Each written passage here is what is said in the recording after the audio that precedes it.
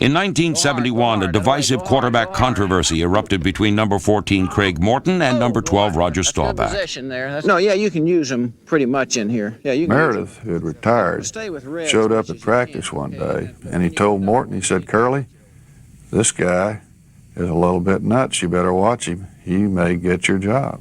Roger was the type of guy that he couldn't be friends with his competitors. He knew that I wanted his job, though, so we weren't friends. It was a very tough decision for me to decide which one was going to lead us into the 70s. Coach Landry lost maybe a little credibility in the fact that he didn't name a starter and say, "This is my man, this is who we're going with, and we're going to build a team around him."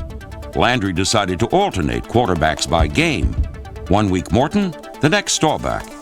And a season begun on two wings and a prayer threatened to crash land on takeoff. Roger was always on the verge of making a big play, but at the same point, I think Coach Landry thought he was also on the verge of making a bad play. Bad plays became bad games. Then bad omens portended disaster when the groundhog popped up, then down again. A sure sign of a long winter of discontent. Yeah, there was a lot of controversy about who the quarterback's going to be, and there's a lot of people that were calling for Roger. There's no question there was division on the team. I don't know, he always thought I was to blame for losing all the games, and he would be in the locker room, and there'd be some press around, and a couple of times he'd just point me, he says, "That's the reason we're losing."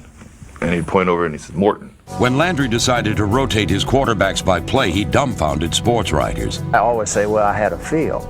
And that's the worst thing a reporter wants, is to somebody to say you got a feel. Quarterbacks were aghast. The team was, threw up his hands and thought, what's next? I looked over at Craig, he's looking at me, and he said, "Geez, did he just say what I already said?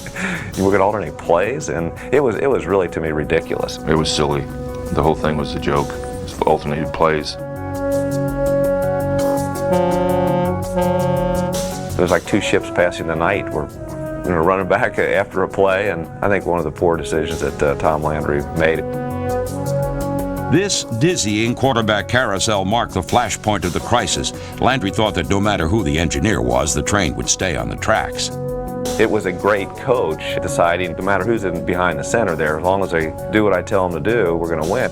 Landry to this day will tell you that he thinks that's the ultimate system. I'd still do it today if I was coaching. They won't like it. People don't like it. The Cowboys staggered to their third loss in 7 games. 2 days later, the season was dramatically saved by Tom Landry.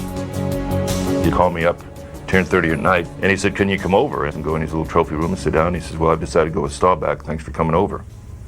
And that was it. I think it was probably a flip of the coin. I don't know how they did it, but I was the most excited I've ever been in my entire life when they told me I was going to start the rest of the season. I think Roger was capable of pulling games out where maybe Craig wasn't. Craig went into some games with some doubt about whether he was going to win or lose, and I don't think Roger ever went into a game like that. I think Roger always went into a game expecting to win. Behind their inspirational general, the Cowboys won 10 straight games, including their first Super Bowl triumph, where Staubach was named the most valuable player. Landry was pledging the team's future to Staubach. The other guy was destined to be the number 2 from here on out, so the loser had to leave town. In 1975, Morton was traded to the Giants for a number 1 draft pick named Randy White. 3 years later, their paths collided in New Orleans. Morton was the Broncos quarterback, while White was an all-pro. It was a tough loss. It was very disappointing. It hurt a lot. That really hurt a lot because, some of the records I hold are the worst ones in the Super Bowl. I remember one time when my son was little, he was watching ESPN about the game, and he called me at the office and said, "Dad, I didn't realize that you throw so many interceptions in the Super Bowl." I said, "That's your daddy."